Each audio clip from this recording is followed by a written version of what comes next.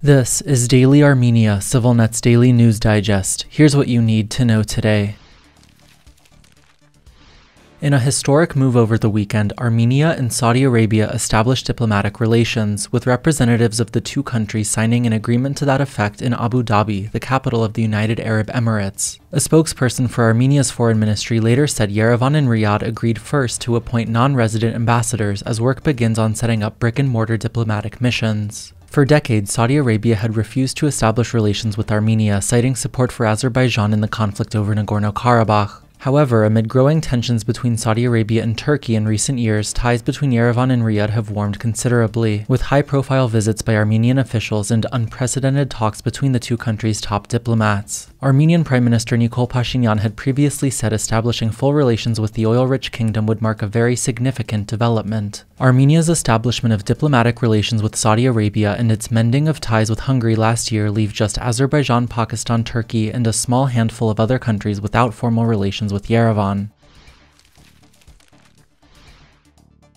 At a question-and-answer session with the public on live television last Friday, Pashinyan declined to give any definitive answers on Armenia's continued membership in a Russian-led military alliance and raised doubts as to Azerbaijan's sincerity in ongoing peace efforts. The Collective Security Treaty Organization does not address its obligations toward Armenia, Pashinyan charged during the 8-hour-long session, without giving any firm answer on if he plans to withdraw the country from the alliance. "We have to make a decision that reflects our interests. We cannot make a mistake on this matter," the Prime Minister added vaguely. Armenia's relations with Russia, its traditional security guarantor, have worsened sharply in recent months, with anger and frustration mounting in Yerevan over Moscow's unwillingness or inability to come to Armenia's defense. Since last month, Pashinyan and other senior Armenian officials have snubbed a number of CSTO summits and other Russian-led meetings. Continuing, Pashinyan also raised the issue of Russia's alleged failure to deliver weapons that Armenia prepaid for, floating a proposal to reduce Yerevan's debt to Moscow as a possible solution. The Prime Minister made headlines last year when he claimed Armenia bought hundreds of millions of dollars of arms from an unnamed allied country, widely understood to be Russia, that were never delivered. The Kremlin has not publicly commented on the matter.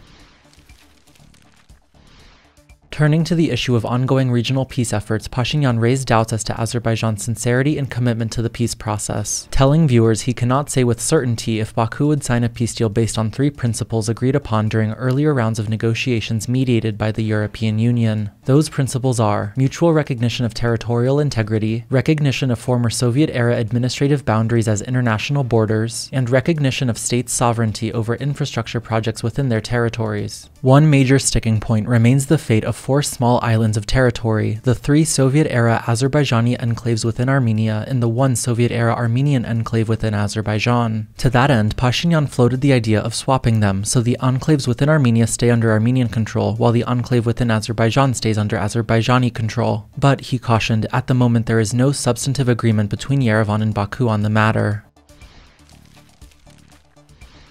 You can also check out the latest updates from CivilNet's weekly business digest. In our most recent episode, we took a look at new twists in the ultimate ownership of Armenia's largest mine, the Armenian government's new unexplained wealth order against one of the country's richest oligarchs, and more. You can find the full broadcast up now on our website and YouTube channel. And finally, the CivilNet number of the day is 180. That's the total number of points awarded to the Jan girls, who represented Armenia yesterday at this year's Junior Eurovision Song Contest in France and took 3rd place in the competition. France's Zoe Clazour took 1st place with 228 points, followed by Spain's Sandra Vilero with 201 points. And as always, please follow CivilNet for the latest news and independent reporting from our contributors on the ground here in Armenia.